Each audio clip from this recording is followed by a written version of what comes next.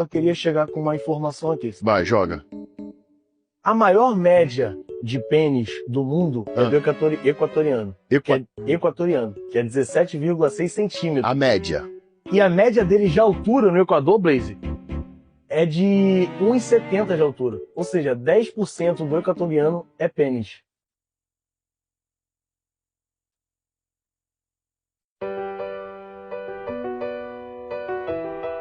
Uma vez eu peguei um voo com uma moça que ela tava do meu lado puxando assunto, eu perguntei pra ela com o que ela trabalhava. Ela falou que trabalhava exatamente fazendo essa pesquisa de tamanho e grossura de pênis do homem no mundo.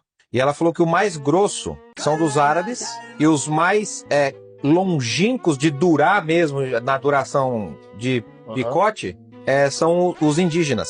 Aí ela perguntou meu nome, eu falei Mohamed Pataxó.